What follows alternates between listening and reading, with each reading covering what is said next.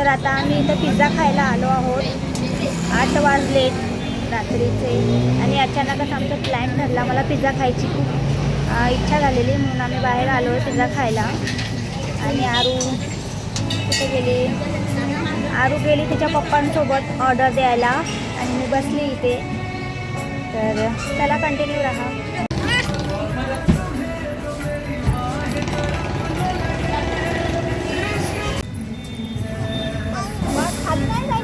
तर आमची ऑर्डर आता आलेली आहे, फ्रेंच फ्राईज आणि पिझ्झा. आरू तू काय खाती? फ्रेंच फ्राईज खाती? खा. सॉसेस, केचप थोडा आहे.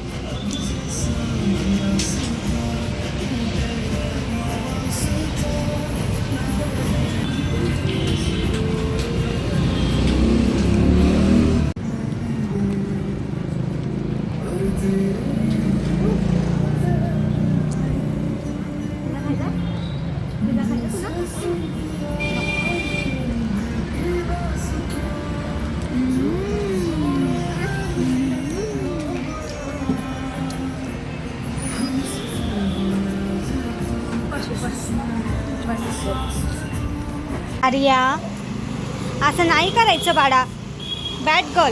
तर आता आमचं झालेलं आहे सगळं खाऊन आणि आरूचं अजून आहे थोडं आलं. आता आम्ही घरी थोडेसे फ्रेंच फ्राईज आहेत ते आता आमची गाडीमध्ये फिनिश करू.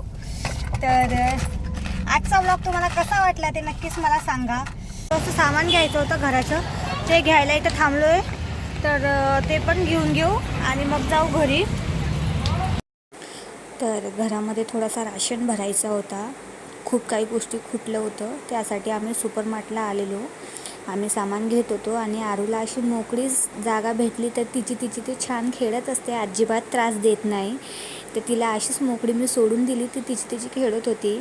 आणि आरूच्या पप्पांना सगळ्या गोष्टी प्राईस बघून घ्यायची असतात आणि मला जे आवडते मी ते उचलून घेते. त्यामुळे ते मला बोलले तू काहीच करू नको, मी बघतो काय घ्यायचं आहे ते मी घेऊन देतो तुला, पण तू हात नको लावू कोणत्या गोष्टीला. तर आमचा असंच मजामस्ती चालू असते. तर असं काहीसा होता आजचा दिवस. तुम्हाला माझे ब्लॉगिंग आवडत आहेत का ते नक्कीच मला कॉमेंट करून सांगा. तर त्यानंतर आम्ही घरी निघालो. भेटूया नेक्स्ट ब्लॉगमध्ये. माझ्या चॅनलला सबस्क्राईब करा.